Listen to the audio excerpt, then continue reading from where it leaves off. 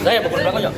Ahmad Yani, Yoga, Joko, sama Pak Hardi. Apa permintaannya, Rin? Kamu diapain Rin kakinya Rin? Saya dipatahin, Pak. Bagi apa, Rin? Kenapa dipatahin Rin? Kenapa dipatahin? Kenapa dipatahin? Suruh mengakui, Pak. Aku kenapa Rin? Suruh mengakui membunuh. Siapa yang matain Rin? Ririn Rifanto, terdakwa kasus pembunuhan satu keluarga di Pauman Indramayu, memberontak di depan wartawan usai sidang lanjutan di Pengadilan Negeri Indramayu pada Rabu 29 April 2026. Ia berteriak menegaskan bahwa dirinya bukan pelaku pembunuhan Budi Awaludin dan keluarganya pada akhir Agustus 2025. Ririn juga mengaku dipaksa mengaku karena mengalami penyiksaan saat diperiksa. Menurut pantauan Kompas.com, di lokasi, Ririn sempat dilarang berbicara dan dipaksa keluar oleh petugas di persidangan. Namun pengacaranya menahan petugas agar Ririn bisa berbicara kepada wartawan.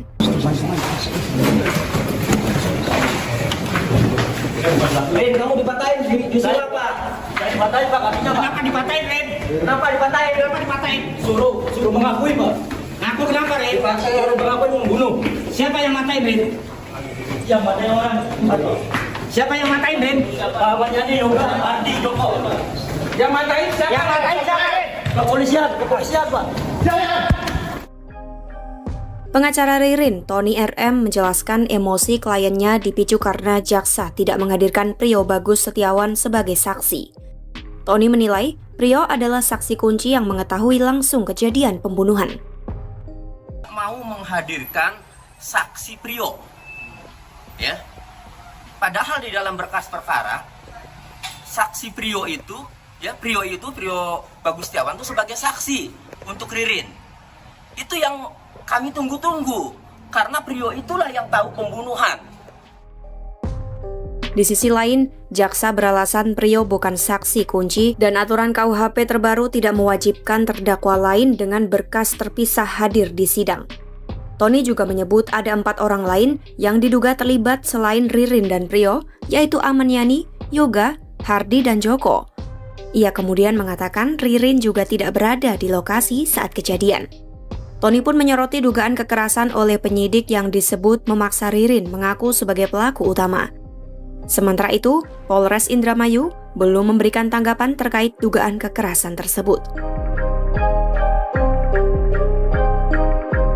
Sebelumnya, pembunuhan satu keluarga ini terjadi di rumah korban di Jalan Siliwangi nomor 52 Pauman Indramayu pada Kamis malam 28 Agustus 2025.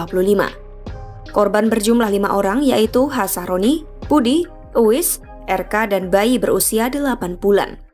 Jenazah ditemukan pada Senin 1 September 2025 setelah warga mencium bau busuk dari rumah tersebut. Polisi pun menangkap Ririn dan Prio di Kedokan Bundar, Indramayu pada Senin 8 September 2025 sekitar pukul 3.00 WIB. Kabid Humas Polda Jabar Kombes Pol Hendra Rohmawan menyatakan kasus ini sudah terungkap dengan 2 pelaku yaitu Ririn dan Prio.